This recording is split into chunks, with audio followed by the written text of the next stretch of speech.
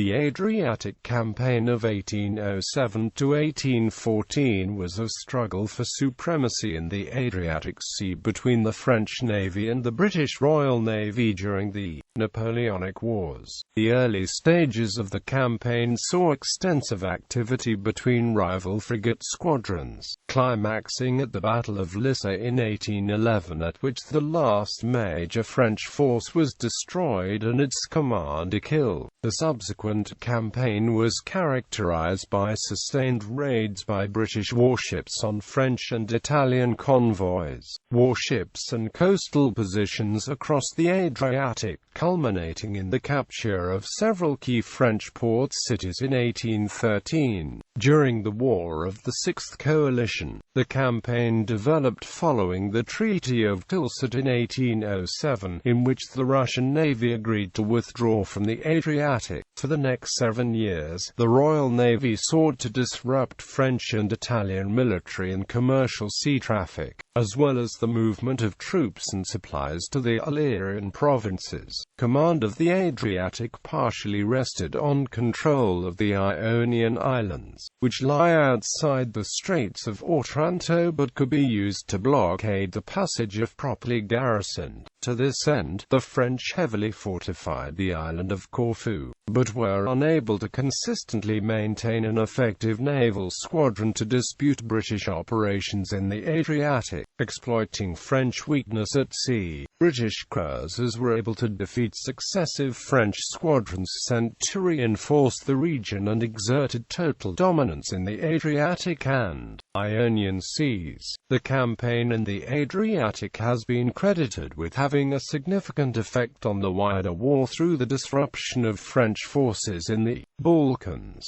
It has been suggested that Napoleon intended to invade the Ottoman Empire following the War of the Fifth Coalition, but was dissuaded in part due to the difficulty of supplying a force in the region without control of the Adriatic, his attention eventually turning to Russia. The campaign also had effects on the morale and effectiveness of the French fleet, which lost some of its best commanders and frigates in the campaign, and on the Austrian advance on Italy in 1813, when French defense lines were repeatedly outflanked by British attacks from the sea. Timeline. The list on the left recounts the actions and operations undertaken by the squadrons operating in the Adriatic during the campaign. The list on the right provides contextual information, recounting wider events in Europe and the Mediterranean that may have had an effect on the campaign.